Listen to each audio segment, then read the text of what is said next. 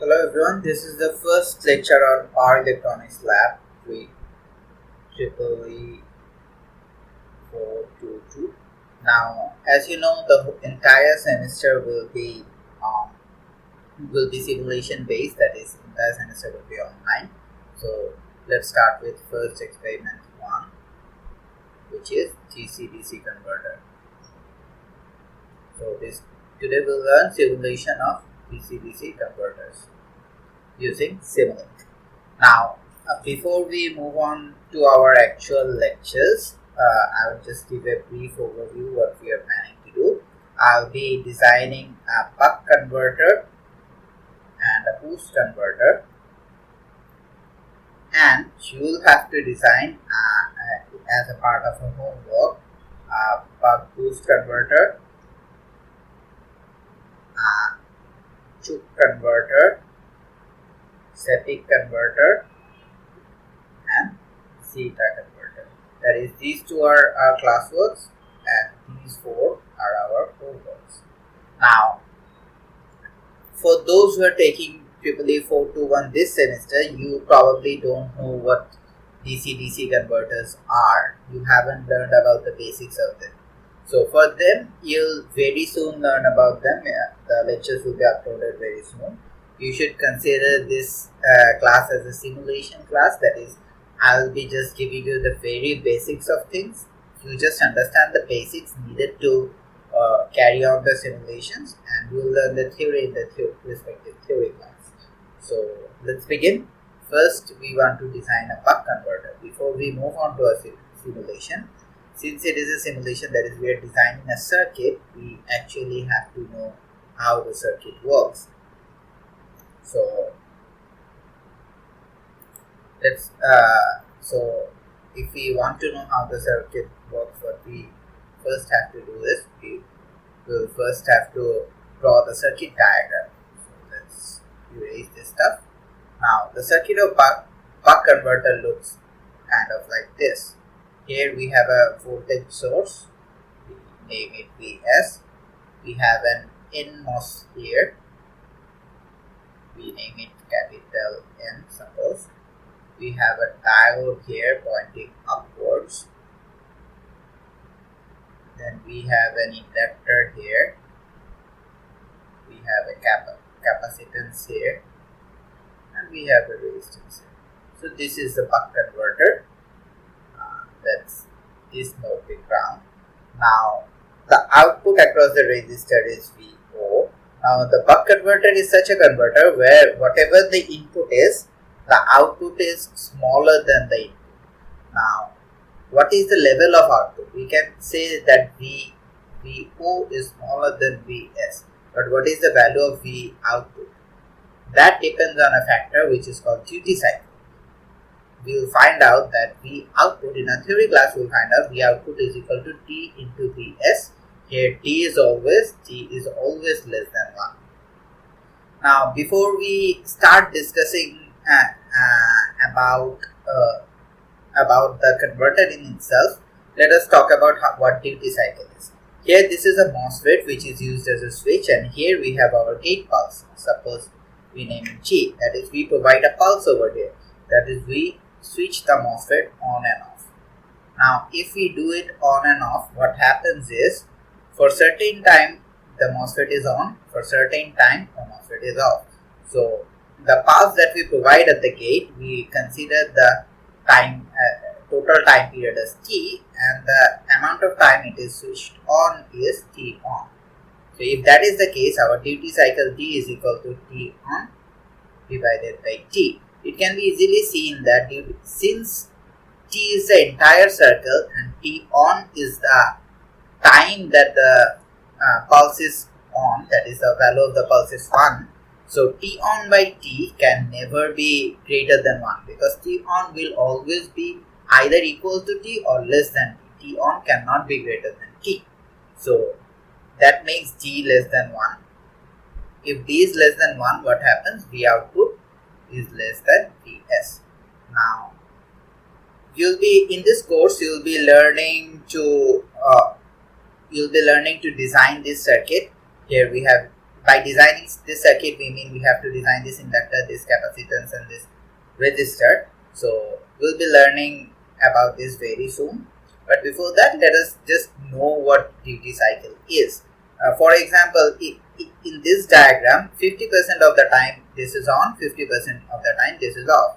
So what happens is duty cycle D is equal to T on is equal to 0.5 of T, as 50% of the total time it's on, divided by T. That is, in this case, D is equal to 0.5.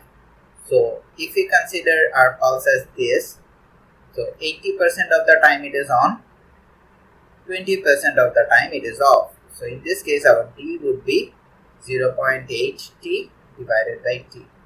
By cancelling, we have 0.8. That is, our duty cycle will, as we can see, duty cycle will either be is equal to 1. If the duty cycle is 1, we have this output. That is the output, that is the pulse never get to 0. The pulse is always 1. So duty cycle can either be 1 or smaller than 1. It cannot be greater than 1.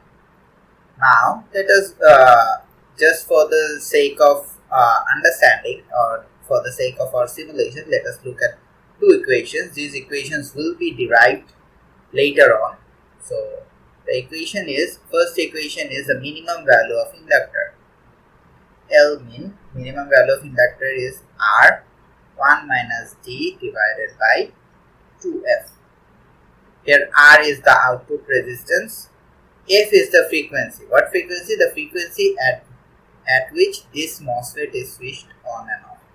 So that frequency is F. So the minimum value of inductor depends on the frequency, the duty cycle, and resistance. From this we can understand that, be very clear that the value of L can be very large and it doesn't create any problem. The problem is that it has to be greater than a certain limit, which is the minimum value of inductance. So generally when we design a circuit, we design it in such a way that the inductor is at least 10 times more than the minimum value of inductance. Similarly, we have another equation for capacitance. We know in a circuit, the capacitance, what capacitance does is it smoothes the circuit. For example, we have already learned rectifiers in our 205 course. So in rectifier, if we use capacitance, what happens is, you see the output is smoother. That is, the higher the value of the capacitance, the more smooth the circuit. Similar thing actually occurs here as well. The higher the value of the capacitance, the lower is the ripple voltage. TV output, that is change in output voltage divided by output voltage, is the ripple voltage. Its expression is 1 minus T divided by 8L CF square. Here L is this inductance, C is this capacitance.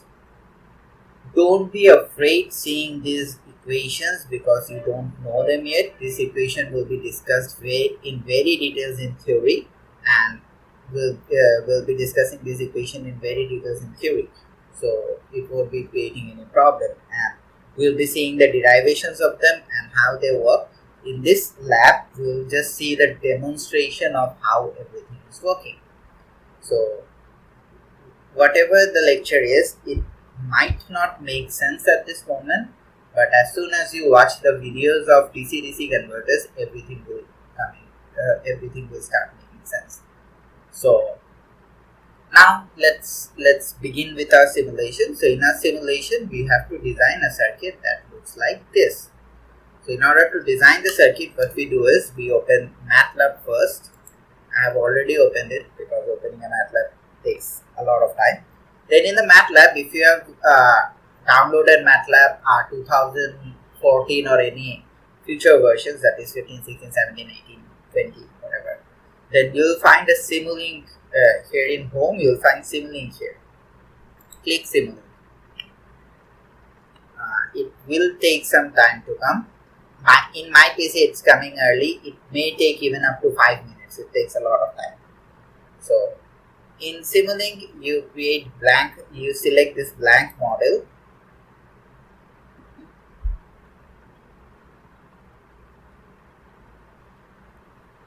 It takes, MATLAB is a heavy software and takes some time to come. So we have already worked with PSpice, and this is kind of similar to PSpice. Here, this white region is the environment where we place our circuit, and here is the library part. If we select here library browser, and in this browser we have all the different parts of different types of libraries. So we have Simulink library, those which are particularly important for Simulink or particularly dedicated for Simulink. Then we have aerospace block set, audio system toolbox, communication system toolbox, computer vision toolbox. The advantage of Simulink is that whatever is present here and even whatever is not present here, you can simulate anything and everything. Whatever you can do with MATLAB, you can do it with Simulink. So Simulink is actually really advantageous when it comes to that. Now since the lab is not about Simulink and more about simulation of power electronic circuit, let us divert our focus towards power electronics. So for the reference, I'm keeping our circuit at the right side. So in the circuit, at first we need a voltage source, DC voltage source. So we can write here, this is the search bar at the top left corner. We can write DC voltage source. So DC voltage source, and we can press enter. If you do that, there are lots of different types of symbols that come. You can see some symbols are blue and some symbols are black. You'll always be choosing black symbols. The blue symbols are Simscape symbols, and those are bidirectional and sometimes create some problem if you choose them. So you'll be always choosing the black symbols. So I take the symbol and I drag it to our workspace, and it gets copied to our workspace. It takes some time. We can put the amplitude now. So let us suppose we are putting the amplitude is equal to 100 volts. So this DC voltage source is 100 volts. You can always change the amplitude. You can double click it and you can change the amplitude. So it doesn't matter if you haven't put the amplitude at first. Then if you look at the diagram, what we have a MOSFET, diode, inductor, capacitor and resistor. We have these 5 elements. So we go here, we go into our library. The first element is MOSFET. So here we have a MOSFET, the black one, don't choose the blue ones. So we select the MOSFET. Then we go to library again. We have diode. Search diode and again choose the black one. Diode. Then we have we can take in order to take resistance, inductance or capacitance, we actually use the component series RLC. Series RLC. So here we have series RLC branch. We select it and bring here. Now the advantages of series RLC is that if you double click it, there is a branch type option. That is, it can be either resistance, inductance, capacitance, resistance and inductance in series, resistance and capacitance in series, inductance and capacitance series, or even resistance, inductance and capacitance, all of them in series. So you can choose any one of them. So let us choose R and take a resistance of 100 ohm, for example. Similarly, if we select this, we press Ctrl C to copy, Ctrl V to paste. A second unit is created. Here second unit we are creating L, and we are selecting L is equal to 10 microhenry. Again we are copying it and pasting it. If we double click, we can select C, which is capacitor, and let us select C is equal to 47 microfarad. So this is 10 millihenry, and that is a capacitor is 47 microfarad. One thing is to be noted that I have told you that these are the equations. These ripple equations is used to calculate the capacitance. This inductance equation is used to calculate the actual value of the inductance. But at this for the demonstration, we are not calculating the inductance or the capacitance. We are just putting the value. And we will be seeing what effect these two values play on the output. We will be seeing that. Now for MOSFET, this is an n-channel MOSFET. We know our MOSFET is supposed to have three terminals: gate, drain, source. Here we have gate, here we have drain, here we have source. But we have this fourth terminal called M terminal. We can remove this M terminal because we do not need that. So we double click it, and at the bottom you see there is a tick mark on show measurement ports. You just uncheck it. There are a lot of measurements that you can do inside the MOSFET, but we do not need that now. So we uncheck the show measurement port and click OK. So the measurement port is not there anymore. Similar is the case of diode. We uncheck the show measurement port and press OK, and it looks like our regular diode. Now, if we look at the circuit diagram,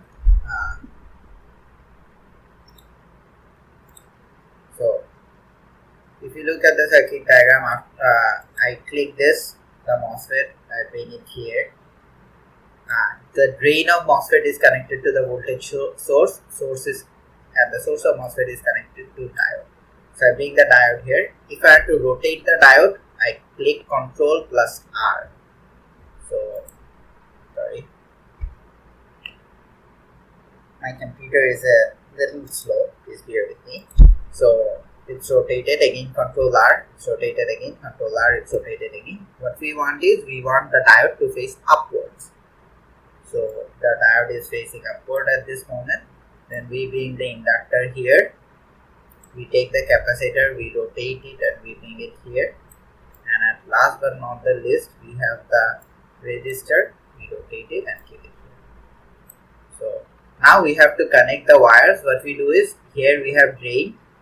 As soon as we reach here, the drain terminal, our pointer turns into a plus.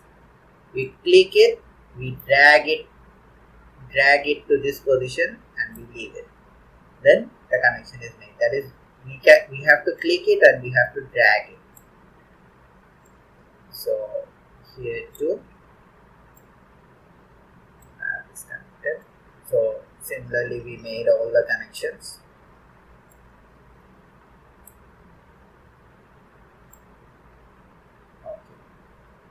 So our basic circuit over here is done.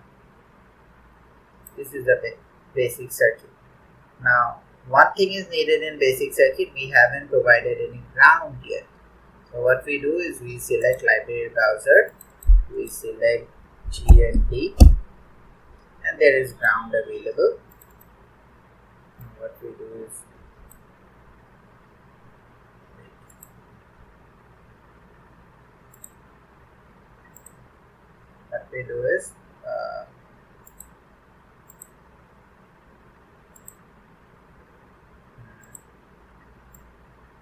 we take the ground and bring it here.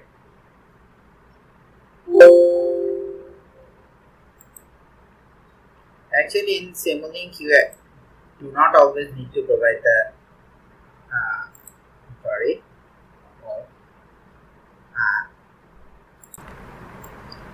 okay, so what happened is, my MATLAB just crashed. So don't be like me. The first lesson is, whenever you work with Simulink, you make sure you save it. So I'll be saving it. Click Save As. So I'm choosing my own folder. You will choose your own. So that's it. Okay. So what happens is, this is done. The circuit is done. In Simulink, you won't be requiring to put the ground, but if you want, you can. We'll see if the simulation works without ground. If it doesn't, we'll put the ground, no problem with it. Now the next thing is, we have to put a pulse here, because our output voltage, V output, is D into Vs. This duty cycle comes from the pulse that we put in the gate. So we select this. After selecting this, we type pulse generator, search it. Here we will get pulse generator. This continuous and discrete, these are not necessary. This pulse generator, we have to write it here. So after this pulse generator is got, we connect this pulse generator with gate. Now we double click on the pulse generator. Amplitude is 1 is fine, it will turn the MOSFET on. The time period, generally frequency is several kilohertz, so generally in per electronic second. So let us suppose we put the frequency as 25,000. If the frequency is 25,000, time period becomes 1 by 25,000. And the pulse width, let us be pulse width, it is a percentage of the period, that is the percentage of the time it is on.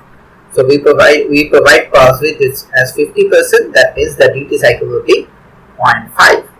Okay. Now we have this voltage source which has a magnitude of 100 and we have a duty cycle of 0.5. We are supposed to get obviously 50 volts across the output. Now we have to see the voltage across the output. In order to see that, what we do is we use a thing called voltage measurement. We select search voltage measurement and we will find this. Now we bring this. The voltage measurement, there is a plus node and a minus node. The plus node is connected here and minus is connected here. It will show the voltage across these 2 points. Now the voltage, we have to see the voltage. We have to find the value of the voltage. So we have to provide a display here. There are 2 types of display. One of the display is called scope. In that kind of display we see the output curve, and another display is called just display. There we get a value. For example, when we search display, we have this scope where we can see the graph, and if we go down we will see display where we can see the actual value. So we want to see the value, so we bring it here and we just connect it here. It's automatically connected. If it doesn't connect automatically, you connect it yourself, no problem. Now everything seems fine. Another thing is missing, which is simulation control. There is a block called continuous.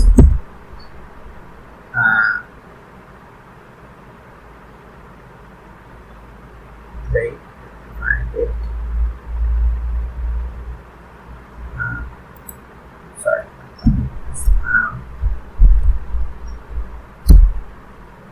Sorry, there is a block called power GUI. POWER power GUI. That block, you have to select that block and you have to place it somewhere. This block is not a part of the circuit. What this block does is, if we double click it inside this block, there are different types of analysis which the power circuits use. So whenever we want to simulate a power circuit using Simulink, we have to bring this power GUI into our circuit. Now 10 seconds is a long time, since we have here provided 25 kilohertz. 10 seconds is a very long time.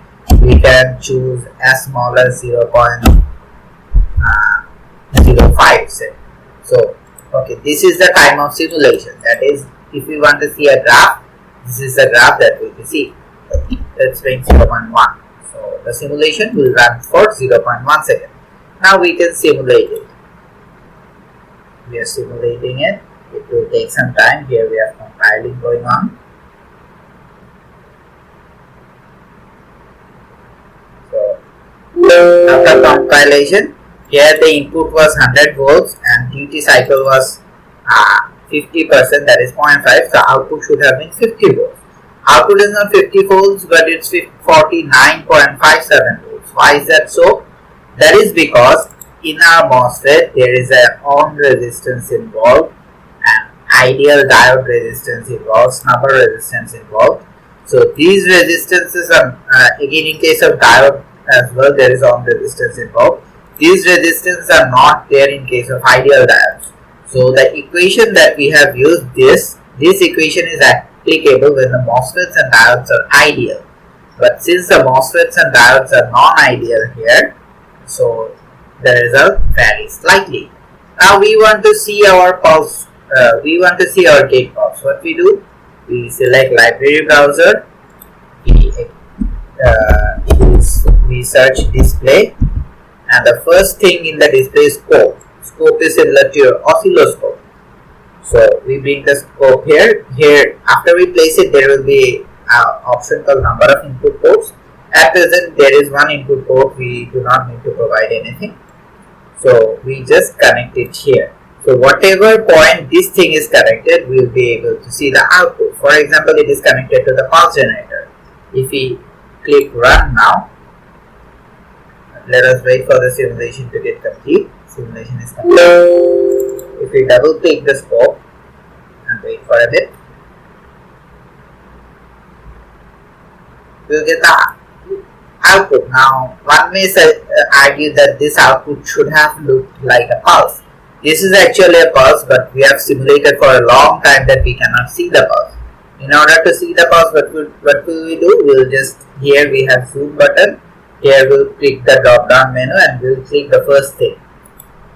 Then after clicking this, we'll just select a small area and we see there is a pulse. So the pulses, again we can select a smaller area so that the pulse is on.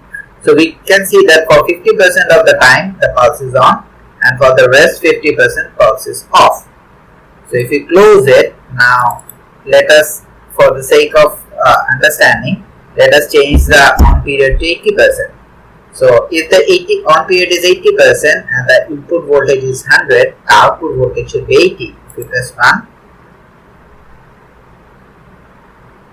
output voltage 79.77, which is very close to 80. Now if we go to clock and if you notice, see, it's on for a long period of time and off for a very short period of time. That is 80% time it is on and rest 20% it is off. Okay. There are certain things that we need to observe further, and you'll be needing to observe this in your reports as well. The things are the current through the inductor. That is very important factor. We have to observe the current through the inductor, and again we have to observe the output voltage. So what we do is we move this and we move this scope here. Now we press right mouse on the scope and wait for a drop down menu here. It takes some time. Now from here we get into signal to ports. We select number of ports and we click 3. We can also do more, but we need 3. So in one of the ports we are seeing the pulses. In the second port we want to see the current through the inductor. So what we do is we delete this. After deleting, we find a component called current measurement, which is basically an ammeter. So we bring the current measurement here. Now the plus terminal is the terminal from where the current enters, and the minus terminal is the terminal where the current leaves. So since the voltage source is here, current will enter from here and current will leave here, and we connect this to the second part of the scope, and this third part of the scope is connected to the output voltage. Now let us, for understanding, let us again convert this into 50, and when we run it down, so the output is, this is 100 volts, output is 50 volts. If we double click it, so all the 3 curves are shown at the same time. So we want to see the 3 curves separately. So what we do is we go into view, we go into layout, and since there are 3 curves, we want to see each one top of another. So we select this. After we select this, the first graph is our pulse, second graph is our current, and the third graph is our voltage source.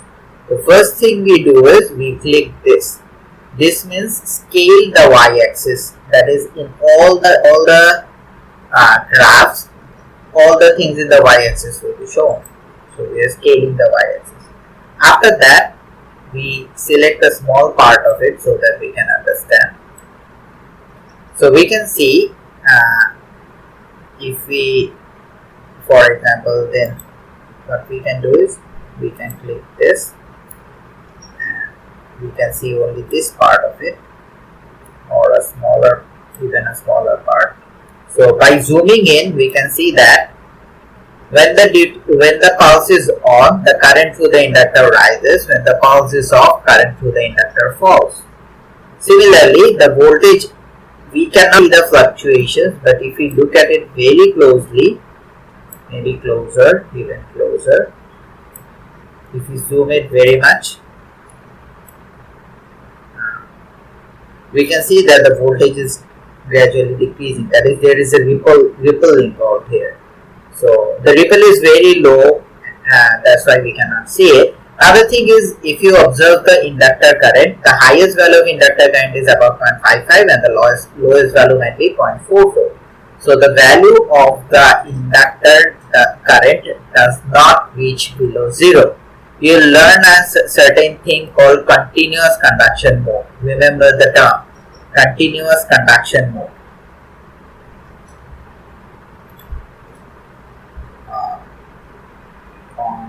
Continuous conduction mode. You will remember the term, you learn about this term in theory, CCM. The continuous conduction mode states that the inductor, there will always have to be a current flowing through the inductor. The value of the current inside the inductor cannot be 0. If the value of the current through the inductor is 0, this circuit fails to operate. So there is a minimum value of inductor provided so that it follows continuous conduction mode. And if the value of the inductor that we have put is below the minimum value of inductor, then there is no continuous conduction mode. The conduction mode becomes discontinuous and the output is not right. We can see the example, we can verify it. When we double click it, it was 10 microhenry. We convert it into 0.1 microhenry, just for our understanding. If we do that and if we run, we can see that output voltage is 85 volts. Output voltage was supposed to be 50 volts. So we can see that the buck converter is not working properly. And why is it not working properly? We can double click on scope. We can click here and we can click here and zoom a certain small part of it, maybe a smaller part. We can see that the value of the current falls to 0. It rises and then falls to 0. So when the clock is 0, the value of the current through the inductor falls to 0. That is, continuous conduction mode is not maintained. Since continuous conduction mode is not maintained, we get a faulty output. Let us see if we give 1 millihenry, what happens when we run it.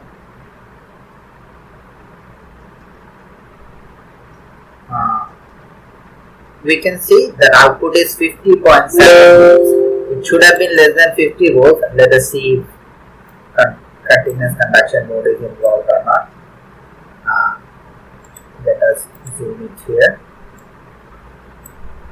You can see that the value of the current through the inductor barely reaches 0. It just touches 0. So continuous conduction mode, it operates in a continuous conduction mode, and as a result we are getting output near to 0. It's just in the borderline, just in the margin. We actually do not want marginal operation. So we actually put the value of inductor mode. So in this case, I haven't calculated the value of inductor. That is because we haven't learned that in the theory class yet. But once we learn that in the theory class, we'll be trying to use the value of the inductor that suits our purpose. Okay. The next thing is, let us change the inductor back to its value, say 10 microfarad, so that it works. Now let us observe the effect of capacitor. So it was 47 micro, let us convert it into 0.47 micro and see what happens. If we simulate it, so if we double click it, what we'll see is now if we zoom a small part of it, you can see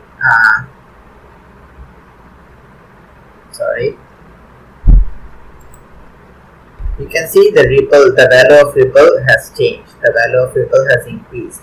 That is, the ripple, earlier the ripple was not very much visible, but at present the ripple is very much visible. Here we can see the ripple. Earlier we couldn't see the ripple. Here we can see the ripple. That means if we decrease the value of the capacitor, if we further decrease the value of capacitor, let us suppose 0.047 volts, and we run it, you will see that the ripple will further increase. The value of the ripples are increasing further. So from this experiment, what we have done is we have observed that we have seen how we can design a buck converter using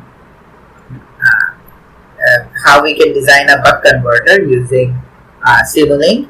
Then we have seen the effect of inductor. We have seen what happens when the minimum value of the inductor is not provided, that is, the value of the inductor is lower than minimum value. We have seen the effect of capacitor and how the ripple voltage is controlled with the capacitor. Now we can easily convert this thing into a boost converter. So the circuit of boost converter kind of looks like this. We replace the diode with the MOSFET. We replace the MOSFET with the inductor, and we replace the inductor with the diode. That is, we change the position of these. If we do that, drain is connected here, source is connected here, and before MOSFET, I'll be putting the current measurement so that I can see the current. So in this case, what happens is that our input voltage is 100 and duty cycle is 0.5. The equation actually is the equation is actually different in this case. In this case, V output is equal to V input, that is Vs divided by 1 minus T. So theoretically, what should have happened is, if this is 100 volt, this should be 200 volt. So we run it and we see this is 200 volt. So this is a boost converter. If you see the output will be different this time. So if we zoom a little portion of it, again we can see that what the same thing happens when the inductor is when the clock is on, the inductor charges. When the clock is off, inductor discharges. Similar is the case of ripple voltage as well. So what you need to do is, in your lab reports, you need to design. Since I am expecting you'd understand how to design. Since you now know how to design buck and boost, you will be able to design all the other circuits. Now, what we need to do is, in report, you will complete the report after you complete watching the videos of DC-DC converters, and in the report you will be providing certain information. You will be simulating firstly buck boost converter.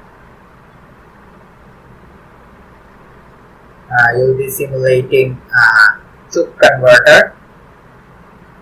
You will be simulating Sepik and Zeta. Zeta. So what will be the output that we show? The output that you will be showing is, firstly, circuit diagram, that is the diagram that you draw in Simulink, that is number 1. Number 2 is current through inductor.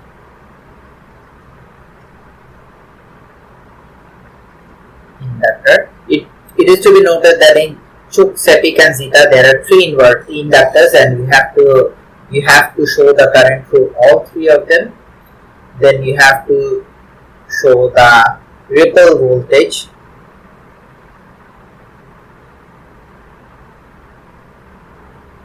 After you show the output of the ripple voltage or the diagram of the ripple voltage, what you need to do is, in each case, you'll show that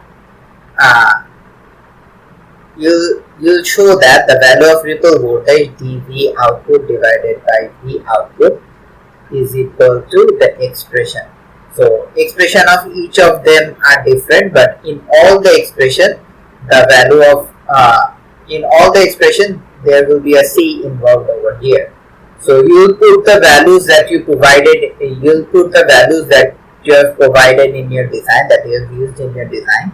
By putting the values, you know the voltage output, you take it here, you'll find the ripple on dV naught. dV naught is actually, if you see here, dV naught is the value of this highest point minus the lowest point of the output.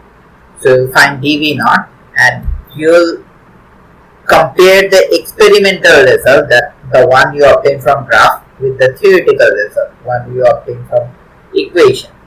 That is the one thing you'll do, and that's all. For all the 4 converters, you do the same thing. You show the current through the inductor, you show the circuit diagram, you show the ripple voltage. Another thing I missed, the output current. So each report, for your report, each converter will have a circuit diagram, will have 1, 2, 3 graph, output current graph, ripple voltage means the output voltage graph actually. So you will have 3 graph, and it will have one mathematical calculation. In the mathematical calculation, you will show that you will compare the difference between the dV output, that is the fluctuation of output that you found in the graph, with the fluctuation of the output that you can find from the equation of the respective converter. That is your report, and this much is it for the first experiment.